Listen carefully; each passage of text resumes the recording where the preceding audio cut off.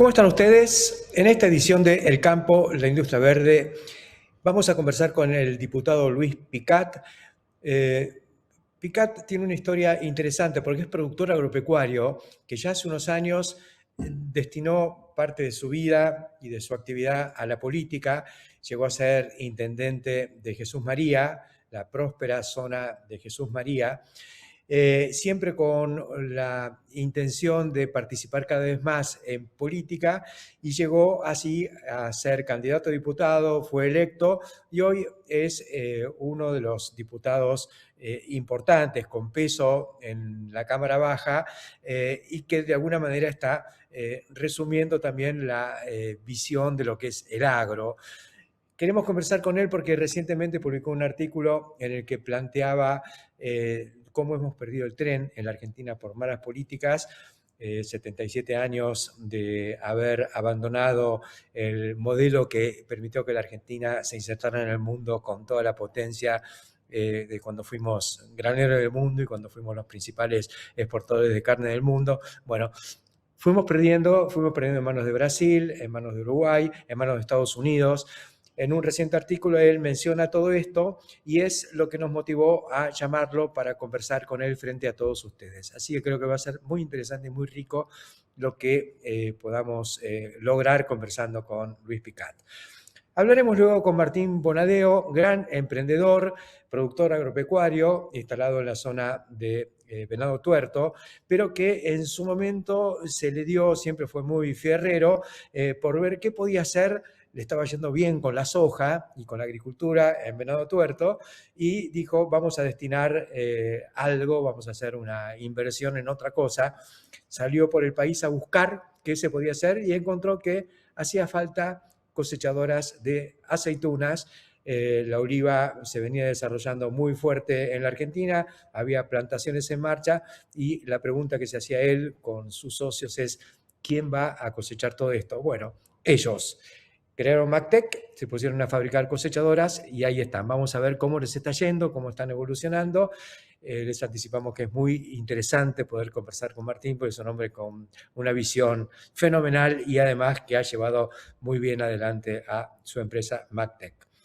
Hablaremos luego con Guillermo Álvarez Reina, es médico veterinario instalado en Tandil, donde ha hecho su carrera profesional y todo un experto en forrajes, está en la comisión de forrajes de Maizar y desde allí ha sido uno de los hombres que ha empujado el desarrollo del maíz como cultivo fundamentalmente forrajero en la Patagonia Norte. Queremos que nos dé su visión, su versión de lo que está pasando en Río Negro, donde al boom de la vaca muerta en Río Negro y Neuquén se empieza a sumar esta nueva oleada de una ganadería basada en la intensificación a través del silo de maíz, a través del grano de maíz, a través de las distintas fórmulas en las que se puede aprovechar este grano, al mismo tiempo que también se va desarrollando la alfalfa. Así que muy interesante lo que podamos conversar con Guillermo Álvarez Reina. Y como siempre, Jorge Castro y su visión hoy con lo que está ocurriendo con la lechería, donde de pronto una compañía extranjera, transnacional, adquiere una planta muy importante de dulce de leche en Argentina. Estos son entonces los temas que vamos a compartir con todos ustedes en El Campo de Industria Verde cuando volvamos.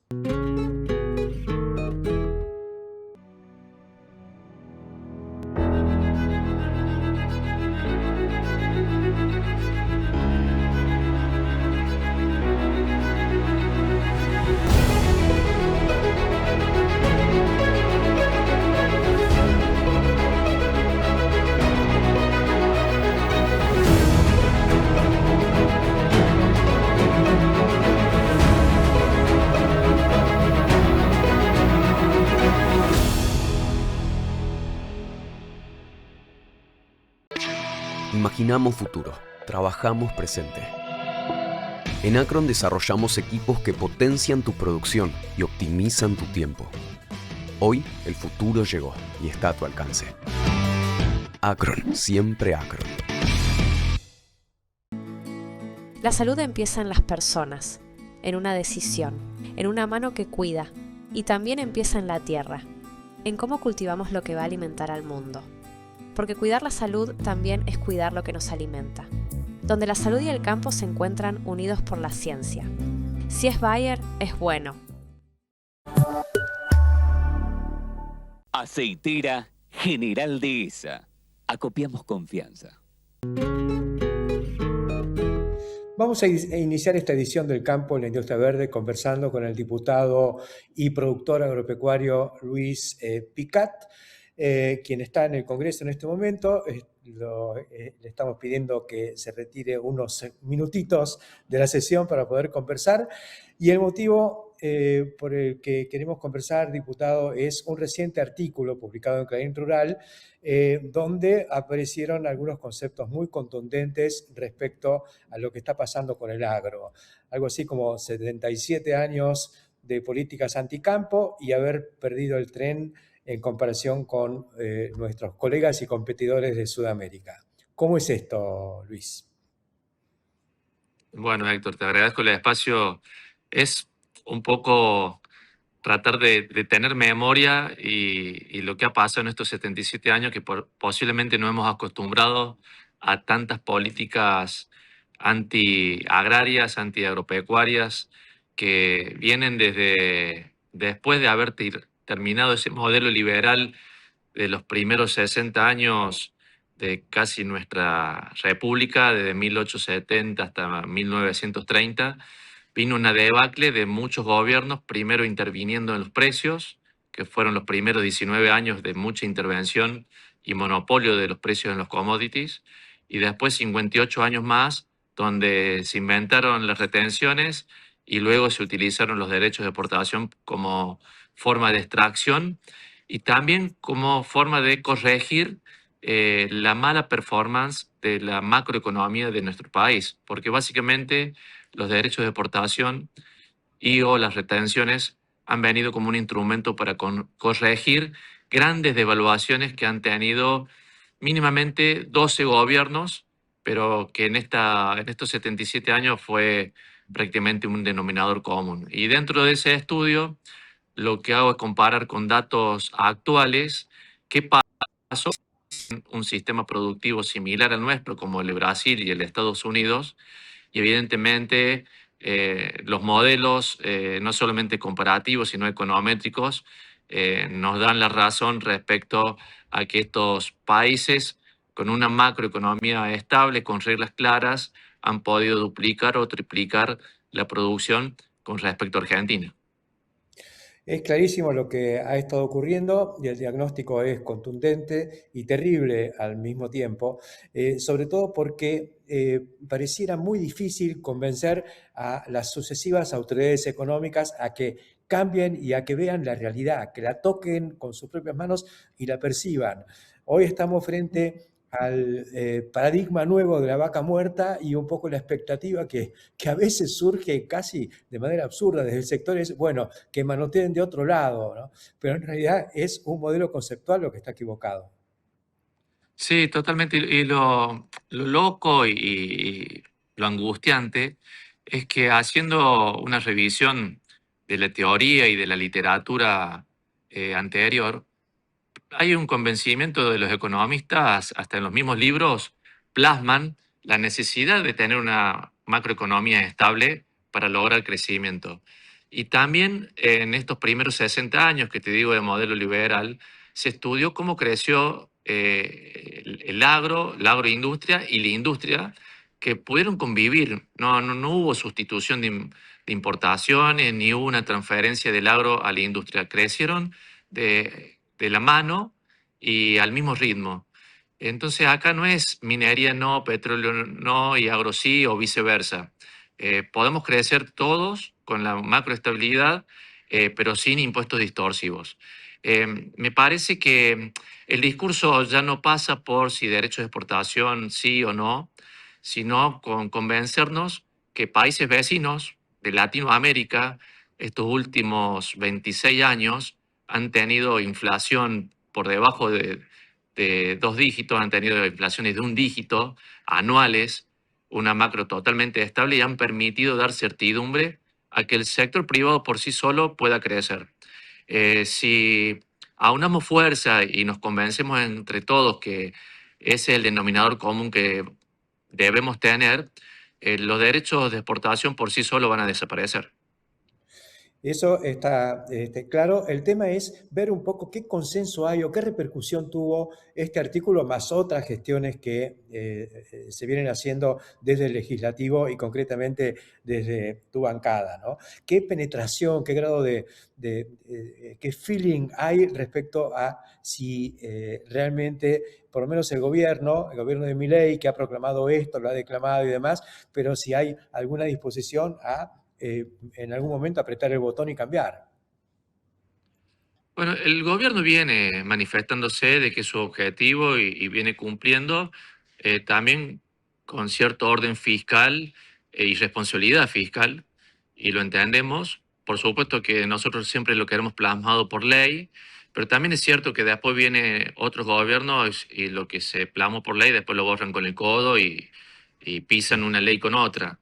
Lo que tiene que haber convencimiento de todo el arco político.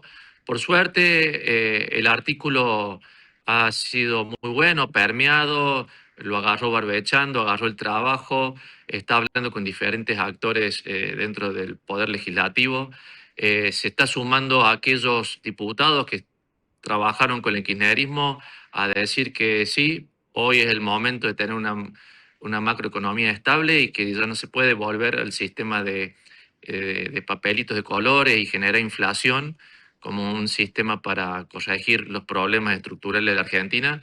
Entonces, eh, podemos estar de acuerdo, ¿no?, con mi ley o sus formas, pero lo que sí es evidente es que hay un cambio cultural de cómo ver la economía y entender qué es lo que nos ha perjudicado en estos últimos años, o te diría en estos últimos 77 años, y tener una mirada totalmente distinta y ni siquiera disruptiva, porque estamos hablando que queremos tener la misma mirada que tiene Brasil, que tiene Chile, que tiene Ecuador o que tiene que Perú o el mismo Uruguay. O sea, no estamos pensando en ser países europeos, sino por lo menos competir con las mismas herramientas que lo hacen los países vecinos. Yo creo que no necesitamos ser europeos, tenemos ventajas competitivas para poder ejercer nuestra capacidad de hacer desde las cosas donde realmente somos eficientes, ¿no? Y eso me lleva un poco también a tu trayectoria anterior. De pronto incursionaste en la política, pero desde abajo, metiéndote en el municipio, y llegaste a ser el intendente de Jesús María, nada menos. Pero al mismo tiempo venías de un rol como, bueno, como profesional de las ciencias económicas, pero también como productor agropecuario. Así que de pronto apareces como una de esas figuras que va llegando a la política, que se animó o que entendió que también hay que incursionar en otros terrenos si queremos que las cosas cambien.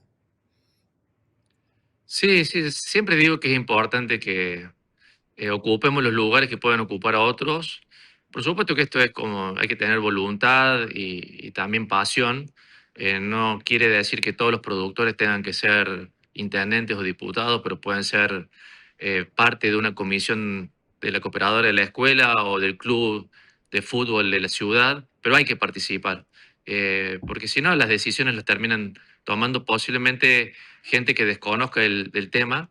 Y si no se quiere participar activamente en puestos políticos, se pueden participar en instituciones que sí están relacionadas a los puestos políticos, como pueden ser las mismas rurales, como también el grupo Berbechando.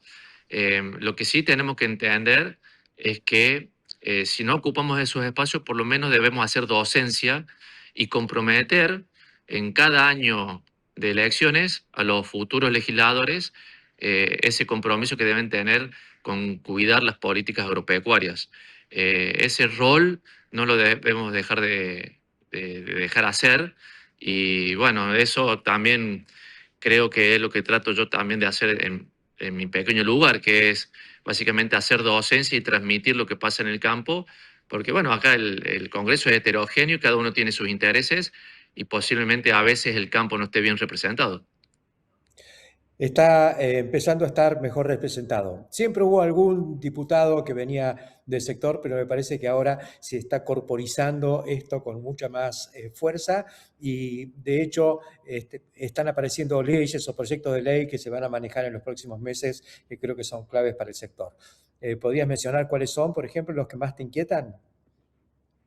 Bueno, se ha trabajado, por suerte, en frenar una ley, un dictamen que había salido en el Senado de ecocidio, que Sí. implicaba penas muy grandes, posiblemente al sector agropecuario, pero bueno, se ha frenado. Tenemos la ley de semillas.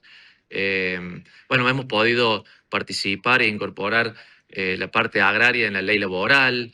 Eh, nada, hay un proyecto de fertilizantes también, lo que fue el RIMI, que también fue en la ley laboral que beneficia a los sectores también pymes, agropecuarios. Bueno, hay una batería de leyes, creo que lo más importante también en el Congreso, esta discusión de los derechos de exportación, que si, quién sabe, el año que viene le podemos dar también certidumbre por ley, también va a ser trabajada. Muchísimas gracias, Luis Picat, por acompañarnos aquí en el campo de la industria verde. Te dejamos seguir sesionando, que es tu tarea en esta hora. Así que muchísimas gracias por el aporte que estás haciendo desde el Congreso a la necesidad del sector. Será hasta prontito. Auspicia Chomel, para su fertilizadora destinada a microgranulados y sembradora de pasturas línea Spin. Chomel. ¿Por qué seguir insistiendo con lo mismo si podés pasarte al número 1? Los herbicidas y todo lo que apliques funcionan mucho mejor con Fulltech. Pasate al número 1. Spraytech. Una vez, siempre. Una vez que arrancamos, no paramos. Imagina poder crecer sin límites. IPESA Silo. Si lo imaginamos, podemos. Participa en el concurso Fans de la Carne Vacuna, una pasión argentina, y gana viajes y premios increíbles para vos y tus compañeros del cole. Encontrá las bases y condiciones en fansdelacarne.com.ar.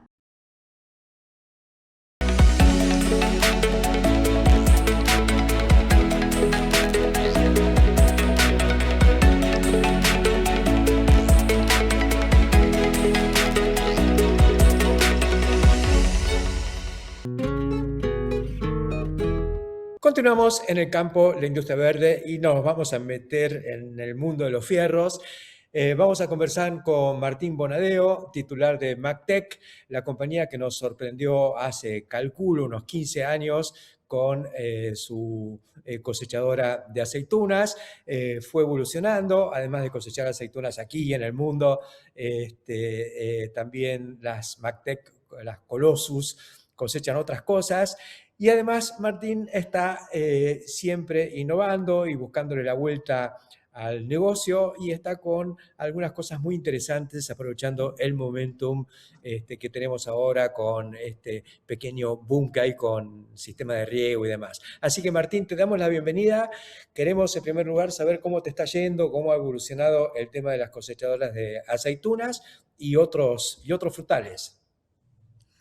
Hola, ¿qué tal, Héctor? ¿Cómo estás? Bueno, muchas gracias. Nosotros venimos de trabajar durante estos últimos años en las cosechadoras de aceituna.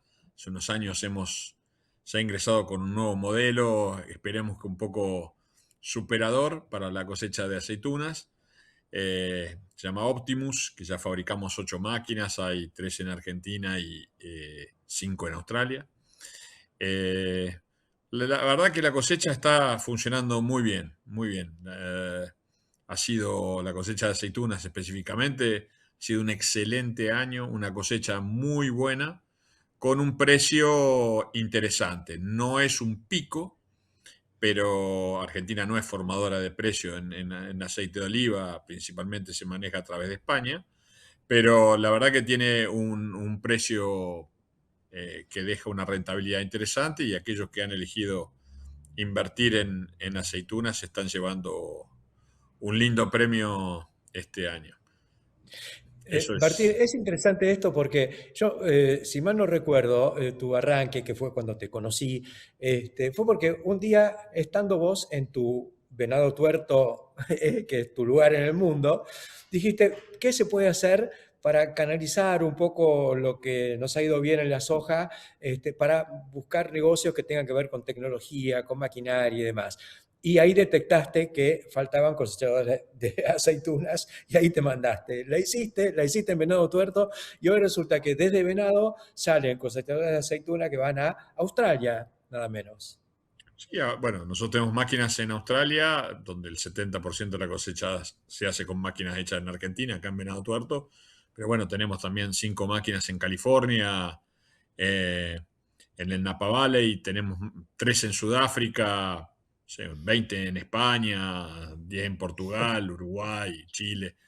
En muchos lados del mundo, aquellos que eligen un tipo de plantaciones que es intensiva, bueno, generalmente eligen nuestras máquinas. Nosotros hicimos todo eso con la Colossus, que hay unas 150 máquinas, Sí. y en los últimos tiempos, bueno, tenemos estas 8 Optimus, que es una máquina más grande, más pesada, es una máquina que pesa ya 35 toneladas. Wow. Móvil, es la máquina más compleja que se fabrica en el país. Ajá. Y es también cabalgante, va por encima de de las plantaciones. Sí, es cabalgante, va por arriba, le va pegando con unos cepillos gigantes, como si fuera una lavadora de auto gigante. Eh, Sí. lo tradicional de la cosecha de aceitunas se hacía con vibradores de tronco, pero claro, al ir intensificándose la cantidad de olivos, digamos, la cantidad de plantas por hectárea, bueno, se eligió hacer algo que pase por arriba del tronco, por arriba del árbol, golpeándolo el canopeo, digamos, golpeándolo la parte aérea del árbol, como se hacía Sí. antiguamente. Si uno mira una ánfora griega o principalmente o romana, uno ve que hay una planta de olivo y gente pegándole con una vara. Bueno, esto es un vareo mecánico que Sí. imita ese tratamiento de los olivos, ¿no? Es fantástico. Desde tu origen agrícola sojero, a la cosecha de aceitunas. Además, te has metido también con otros cultivos u otras plantaciones. Sí, esa misma máquina, la verdad que la usamos para otras cosas, no con el éxito que tenemos con la aceituna, la usamos para limones, naranjas. Tenemos 3 máquinas vendidas en Tucumán, en una incipiente mecanización que hay de la citricultura, con las limitaciones que encuentra la citricultura eh, en el daño al árbol, ¿no? En general los cítricos tienen muchas bacterias, muchos hongos, que suelen dificultar la parte de tratamiento. Entonces la parte mecánica se hace con bastante precaución. Estamos ya hace varios años probando y creo que venimos cerca de tener una solución a la cosecha mecánica, que tiene importancia en Argentina con los limones, pero bueno, el gran mercado de todo esto es Brasil, con casi 1 millón de hectáreas de naranjas, ¿no? Ese es Así que ahí estás el top. apuntando. Y hemos probado también algunas cosas. Entre medio hemos hecho máquinas para cosechar sal, que están trabajando muy bien en la Patagonia, en la Salina Grande, que nos encargó un cliente. Hemos hecho también una máquina para sacar y poner barcos. Aquellos que van a la península de Valdés ven unos barcos, bueno, por unas reglamentaciones tienen que sacarlo todos los días. Así que hemos hecho un tráiler gigante y bueno, todos trabajos de ingeniería, principalmente viendo cuestiones móviles de la maquinaria. Son máquinas Qué complejas fantástico. hidráulicamente y electrónicamente. Toda una especialización que han desarrollado desde Venado Tuerto. Y además vos tuviste un caballito de batalla siempre que creo que te ha dado de comer en todo momento y que ahora se encuentra de pronto en una situación floreciente. Se trata de los grupos electrógenos que estás montando desde hace años. Claro, nosotros montamos grupos sobre motores John Deere. Somos el OEM más importante que tiene en el país. y laburamos principalmente para motorizar equipos de riego que llevan motores. En general se puede elegir cualquier tipo de motor, pero particularmente nosotros trabajamos con John Deere de manera exclusiva. Y bueno, eso nos permitió campear un poco el tema de los importados, basándonos en una empresa que tiene muchísima trayectoria, un motor Y muy, fabricación muy nacional. confiable. Exactamente, es un equipo 100% santafesino, porque el motor se hace acá en Baigorria, la toma de fuerza se hace ahí en Sastre, el alternador también, digamos, así que es un grupo 100% santafesino. 100% nacional. Qué bárbaro. Y estás vendiendo bien porque parece que hay un nuevo interés por el riego. Por lo menos en la última Expo Agro, Martín Pazman nos decía que se cansó de vender. La verdad que sí, está buenísimo lo del riego, siempre, digamos, desde la época de la facultad se habla del potencial del riego, el potencial del riego. Nosotros tenemos algunos ríos que tiramos una cantidad de agua dulce al mar que es casi incomprensible en cualquier otra cultura del mundo. Uno que ha dado vuelta por el mundo no se puede creer, pero bueno, poco a poco se va fortaleciendo el riego por pivot, que es lo que nosotros vendemos esta motorización. También vendemos, obviamente, grupos electrógenos principalmente para el agro, que es donde el motor tiene como alguna entrada más importante. Y bueno, en la Expo Chakra, no, es la Expo, no Chakra, me quedé en el tiempo, me parece. Expo Agro. Es Expo Agro.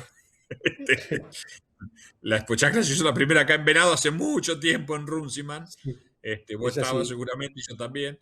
Y en la Expo Agro, una serie de créditos, la posibilidad del RIGI, de descontar, un entusiasmo muy importante hizo que tuviéramos un boom de ventas que nos sirvió para apuntalar un poco el área de locuras que metemos a través de las cosechadoras de aceitunas, ¿no?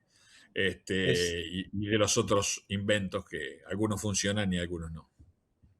Es así, ha sido tu vida, pero en general has hecho funcionar las cosas, porque si uno se dedica, finalmente andan, si hay profesionalismo. Conozco tu empresa en el Parque Industrial de Venado Tuerto, un lujo, un equipo de altísimo nivel profesional, muy buena ingeniería y por algo pueden vender en el resto del mundo. Así que te felicitamos por toda esta trayectoria, te agradecemos que hayas dedicado estos minutos de tu actividad para conversar con nosotros y con nuestra audiencia. Será hasta muy prontito, Martín. No, gracias a vos. Muchísimas gracias. Nosotros enseguida volvemos. Genética sustentable para el cultivo de algodón.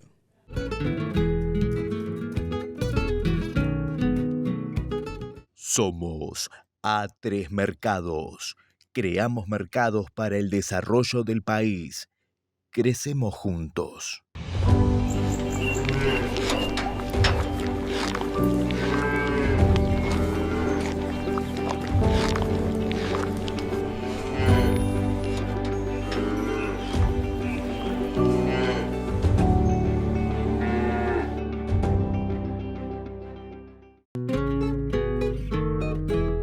Continuamos en el campo de la industria verde. Convocamos ahora a Guillermo Álvarez Reina, médico veterinario, especializado en nutrición y todo un experto en lo que es este desarrollo fenomenal que está teniendo el maíz a nivel nacional, fundamentalmente el cultivo forrajero por excelencia, aunque también cada vez más bioenergético a través del etanol, pero que después vuelve a través de la burlanda a los sistemas ganaderos. Todo esto queremos conversar con Guillermo, que además es asesor externo de una empresa que ha innovado mucho en mecanización agrícola con sus carros mixers, la introductora del silo de grano húmedo de maíz, que se trata de Martínez y Stanec. Te damos la bienvenida, Guillermo, y contanos un poco cómo estás viendo este desarrollo, esta expansión del maíz un poco a caballo del destino ganadero en la Patagonia Norte? Mirá, la planta de maíz es tan maravillosa que nos permite hacer producciones inimaginables en regiones nuevas, como la República Argentina, como es en la Patagonia. O sea, llegar a la Patagonia, sembrar el maíz y observar los resultados que se están obteniendo ahí son asombrosos. Porque, por ejemplo, hemos estado viendo maíces que por 3 años consecutivos han dado 15.000 kilos de grano por hectárea en 3 años consecutivos. Hay pruebas de semilleros que han hecho pruebas y han llegado a 20.000 kilos de grano por hectárea. Así que imagínate que el sur no es una frontera, sino que es un futuro ganadero muy importante para la gente de la zona, ¿no es cierto? Porque permite la maravillosa planta que es el maíz, ¿no? O sea, de esto vamos a hablar después, qué podemos hacer con el maíz, pero llegar a valores de producir 2.200 kilos de carne por hectárea con el maíz y con la asociación de alfalfa, bueno, eso habla a las claras de que es una herramienta el maíz de producción de límites inimaginables, o sea, de rentabilidades agrícolas inimaginables que están dormidas ahí y hay que despertarlas. ¿Cuáles son las formas de uso del maíz que podemos repasar?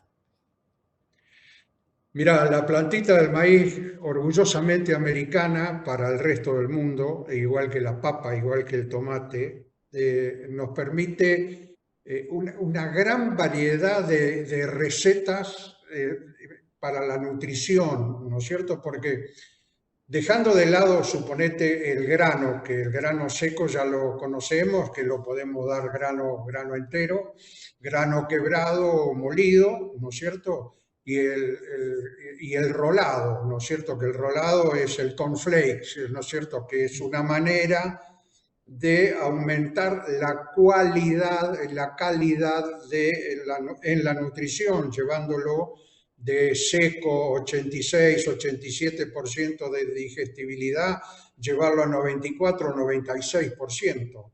Hay otra forma, ese con el cornflakes, que se usa mucho en los feedlots en Estados Unidos, pero eso es muy caro de hacer y tenemos una manera muchísimo más barata con los mismos valores energéticos y de nutrición que el cornflakes que se hace en Estados Unidos, que se llama grano húmedo. Pero el grano húmedo es simplemente cosechar el grano hasta con el 35% de humedad, quebrarlo y ensilarlo. Con cualquiera de los métodos que hay, yo lo que aconsejo siempre es que si vas a hacer un silo pisado de grano húmedo, tenés que meterle por lo menos 480 kilos de materia seca por metro cúbico, o sea, hay que compactarlo muy bien porque la permeación del aire y del oxígeno envenena el silo. Yo siempre digo que el oxígeno es el veneno del silo, y la forma más que menos pérdidas tiene con bajas densidades es el embolsado, pero bueno, hablaremos de eso. Después, el grano seco reconstituido es el grano seco nada más que hidratado hasta con 30% de agua, que lo único que hacemos es llevarlo de la condición de seco a la condición húmedo, o sea, transformarlo en grano húmedo, ¿no es cierto? Después tenemos, la planta nos da el earlage, que es el corn con beet, que es nada más, esto lo nominó por primera vez en North Dakota, en la Universidad de North Dakota, Greg Lardy, que lo que hizo fue cosechar con una cosechadora común, cambiándole los vientos para que el marlo también fuera a parar a la tolva de descarga, y así cosechaba un alimento con una concentración energética muy buena, con la adición de pedazos de marlo para aumentar la fibra a nivel de rumen, que hablamos de llevar la fibra detergente neutroefectiva, que no es nada más que fibra mecánica. Para el nombre tan difícil es precisamente para que la vaca mastique, y cuando la vaca mastica tiene Alka-Seltzer adentro, tiene bicarbonato de sodio, es una maravilla la vaca. Entonces hay que darla a masticar. Vos fíjate que una vaca más o menos por día pastoreando, el movimiento mandibular está entre 32 y 35.000 veces diarias. O sea que toda esa saliva hace de que el rumen no se enferme con una enfermedad metabólica cuando le pifiamos dándole mucha energía a ese rumen, llevándolo a acidosis subclínica o clínica, que incluso nos puede matar el animal. Después del Ehrlage viene el Snaplage, que es distinto al Ehrlage. El Snaplage es cosechar el choclo entero, grano, marlo, chalas, y siempre va un pedacito de la parte superior de la planta. Esto lo que hace es aumentar los valores nutricionales por entrar las chalas y entrar la parte de arriba de la parte. Entonces estamos aumentando calidad nutricional con este método de recolección. Y esto se hace con las picadoras comunes, ¿no es cierto? Porque hay que procesarlo a ese grano, con el snapper, que el snapper es nada más, de ahí su nombre, snaplage, que es un maicero, ¿no es cierto? O sea, esto abre un campo muy grande de posibilidades estratégicas para fabricar el alimento que necesitamos de acuerdo al planteo ganadero que estamos haciendo. Todos estos sirven especialmente para algunas cosas. Después tenemos el toplage, que es a nivel de levantar la plataforma de la picadora hasta la última espiga, hasta la primera espiga, cuando tiene dos, la espiga de abajo, cortar ahí, de ahí para arriba, que es lo que hace ese toplage, es enriquecer energéticamente el resto de la planta que tenemos cosechándola para hacer el silo bunker o el silo bolsa, ¿no es cierto? Ese es el toplage.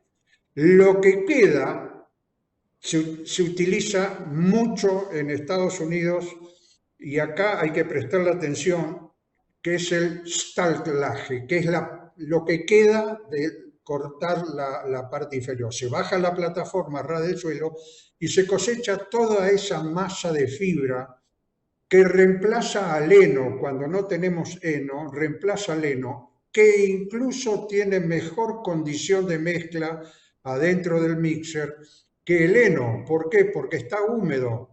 Eso tiene mucha cantidad de agua, la parte más baja de la planta siempre tiene más agua, y eso hace que sea perfecto para cuando tenemos que mezclar alimentos en el mixer o minerales en el mixer en forma de polvo, por el tema de la absorción, se pega a todo eso. Entonces eso hace una mucho mejor mezcla de todo esto. Y después tenemos el ya conocido silaje de planta entera, que es lo más común en nuestro país, ¿no es cierto?, que ha solucionado precisamente el problema que... Vos fijate, Héctor, que yo perdí casi 30 años buscando la proteína ideal y nos rompíamos la cabeza y todo eso. Y hoy lo solucionamos con urea. Sí. Y fíjate que el maíz viene a solucionar el problema que nosotros, que estaba oculto pero no nos dábamos cuenta, que es la energía.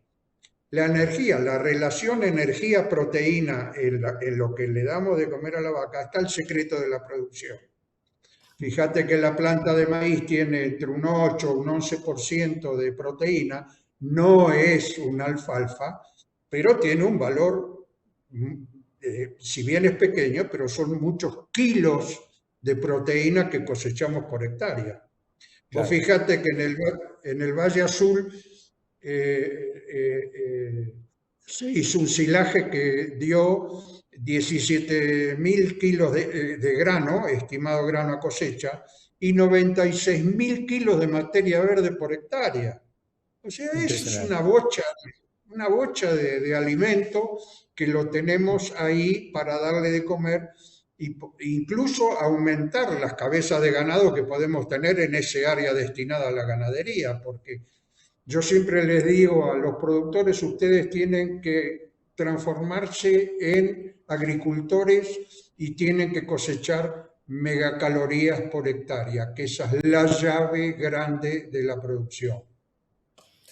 Está clarísimo, Guillermo, y te agradecemos mucho este repaso fenomenal sobre todas las técnicas para poder cosechar el maíz, porque son distintos sistemas de cosecha, desde la planta entera hasta el grano húmedo, el grano seco reconstituido, el snaplage, el earlage, todo lo que viene en inglés, pero que lo estamos usando cada vez más en Argentina. Y buenísimo esta reseña sobre lo que está pasando hoy en la Patagonia Norte, donde todas estas técnicas están en marcha.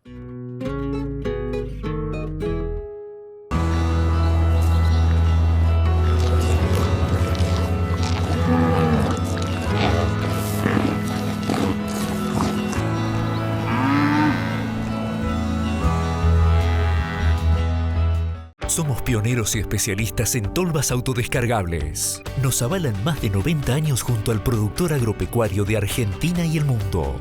Somos la pasión y el profesionalismo puestos al servicio de la innovación. Somos Cestari. Escribimos la historia. Todos los días apostas por tu tierra. Y en Galicia compartimos estos valores. Tenés financiaciones para tu agronegocio. Tenés Galicia. Nuevo encuentro con Jorge Castro. Y Jorge, hay un tema que no venimos tocando y que es muy importante, que es el de la lechería, lácteos, industria láctea en general. ¿Tenés alguna cosa para contarnos? Mira, Héctor, hay una novedad de extrema importancia para los intereses argentinos en materia láctea, que es el hecho de que la principal empresa productora de dulce de leche de la Argentina acaba de ser comprada por el holding mexicano, que es propietario de prácticamente de la totalidad de la industria láctea de México y del sur de Estados Unidos. Este es un punto de especial importancia, Héctor, en el sentido de que el efecto principal que ha tenido el NAFTA, el Tratado de Libre Comercio de América del Norte, Estados Unidos, México, Canadá, ha sido que ha transformado de fondo la producción agroalimentaria mexicana. Ha hecho desaparecer, por ejemplo, toda la producción tradicional de maíz a cargo de los ejidos, y al mismo tiempo ha obligado a reconvertirse y a transnacionalizarse a la industria láctea y a la fruta hortícola mexicana, convirtiéndolas en verdaderos protagonistas del gran mercado norteamericano. Esta es la compañía mexicana, el holding mexicano, que acaba de comprar la principal productora de dulce de leche de la Argentina. El punto más importante, Héctor, es que esto es un fenómeno de transnacionalización, que implica que la Argentina está siendo vista en lo que se refiere a la producción láctea por el hecho de que en la zona central de la Argentina, Córdoba, Santa Fe, provincia de Buenos Aires, norte de la provincia de Buenos Aires, en términos ecológicos, es la mejor región del mundo para la producción láctea en este momento. Y esto significa que lo que ya se ha fijado la atención en estos grandes productores lácteos de Norteamérica, precisamente en lo que significa para la producción láctea en todas sus variantes en este momento del sistema mundial, lo que significa la producción láctea de la Argentina con sus condiciones ecológicas de excepción. Esto es un punto de especial importancia a subrayar, porque la única forma de que verdaderamente puede avanzar las exportaciones agroalimentarias y en especial las exportaciones de productos lácteos de la Argentina es a través de su transnacionalización. Y esto lo que significa, en otros términos, que, al igual que lo que sucede en el comercio mundial, en el cual más de 80% del intercambio mundial de bienes y servicios se realizan a través del sistema integrado transnacional de producción, constituido por las empresas transnacionales. Empresas transnacionales, sinónimo hoy de intercambio de comercial a escala mundial.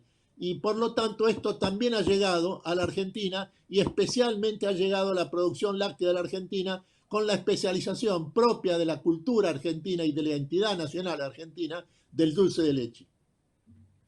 Fantástico lo que nos contás, una muy linda historia y bueno, vamos a tener más en los próximos tiempos, porque acá hay como una ola en todo esto, porque tocamos un rubro y explota, tocamos otro y explota, tocamos otro y explota. La vaca viva que se suma a la vaca muerta, las dos van juntas. Exactamente, exactamente.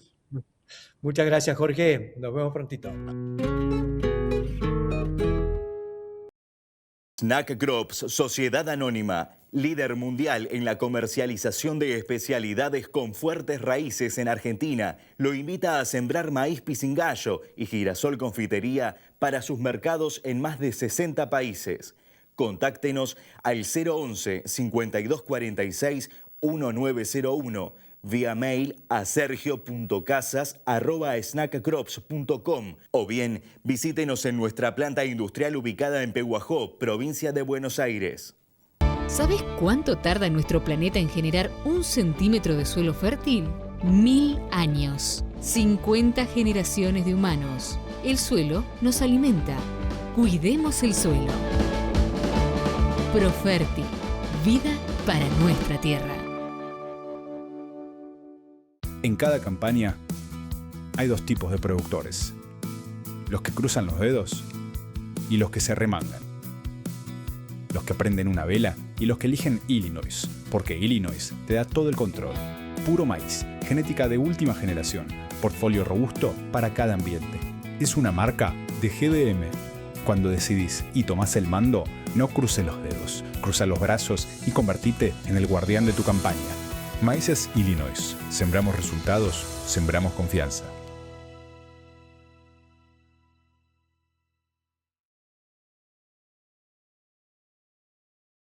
Tractores Kubota, tecnología japonesa aplicada al campo argentino.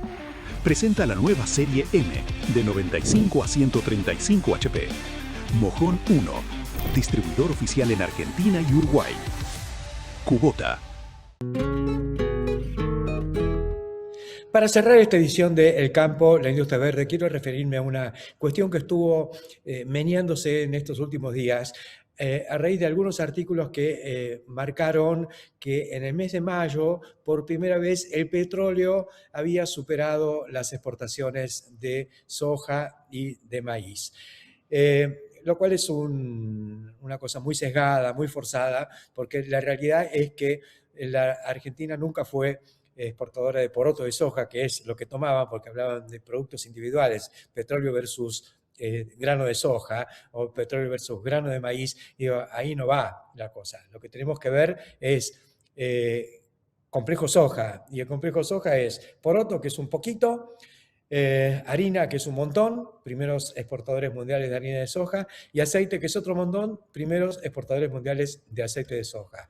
Y el maíz, que se exporta como grano en grandes volúmenes y que va a andar ahí, vamos a ver qué pasa al final del año, porque vamos a andar en exportaciones del orden de los 8.000, 9.000 o 10.000 millones de dólares, pero si a eso le sumamos lo que hace el maíz en materia de sustitución de importaciones de nafta a través del etanol, es otro numerito. Y si le sumamos las exportaciones de lácteos, la leche es maíz con valor agregado, cada vez más, silo de maíz y grano de maíz, más de la mitad de cada litro de leche o de cada kilo de leche en polvo es maíz.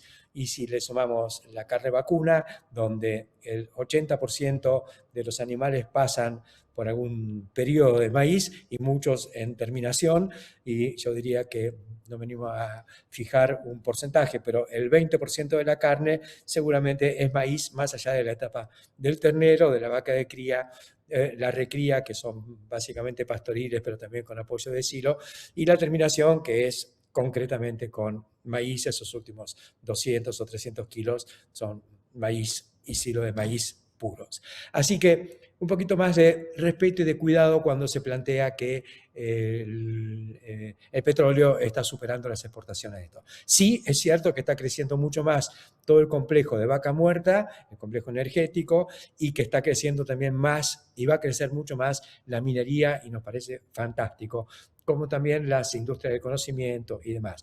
Bárbaro, no es la vaca muerta versus la vaca viva, es la sumatoria de todo. Pero mientras tanto, no estemos buscando un poco el pelo en la sopa, diciendo, ven, ya ahora el petróleo le gana a la agroindustria. Ojalá pronto se equiparen, ojalá pronto puedan sumar los 25, 30 mil millones de dólares que aporta el sector agroindustrial a la canasta exportadora argentina. Me parece que todavía va a faltar un poquito de tiempo y al mismo tiempo tenemos mucho recorrido por delante con todo lo que se hace desde el sector agroindustrial. También el concepto de valor agregado, que lo hemos manifestado muchas veces. Cuando uno exporta petróleo, está exportando un recurso. Cuando uno exporta agro, no exporta el recurso, no exporta suelo. En alguna medida sí, porque no fertilizamos, no estamos compensando los nutrientes que nos llevamos en todo lo que la medida en lo que deberíamos hacer. Pero fundamentalmente lo que nos llevamos es sol, dióxido de carbono y agua, que son los recursos que tenemos acá y que son renovables. Entonces, esto me parece que vale la pena ponerlo porque muchos economistas, y es algo de lo que no se está hablando lo suficiente en nuestro país, han planteado que a la hora de calcular el Producto Bruto Interno hay que hacer un balance y no poner Producto Bruto, petróleo tanto, porque no es petróleo tanto, es el valor agregado del petróleo, menos el petróleo que teníamos y que ya no tenemos. En cambio, cuando decimos maíz tanto, estamos diciendo todo este maíz y el año que viene vamos a tener más porque seguimos incorporando tecnología. Petróleo podemos sacar más, pero no vamos a tener más porque no lo estamos fabricando. Me parece que es una cuestión conceptual que más allá de todo lo que tiene que ver con el impacto de los combustibles fósiles en el medio ambiente, en la salud humana y demás, está esta cuestión que hace un poco a la macroeconomía y a la visión social. Es muy importante que estemos parados y que tengamos un fundamento muy fuerte en todo lo que es renovable, porque eso le da más sustento a nuestra economía y a nuestra sociedad. Además, está mucho más imbricado y hay redes en el interior que le dan una sustentabilidad social mucho mayor a todo este proceso. Hasta la semana que viene.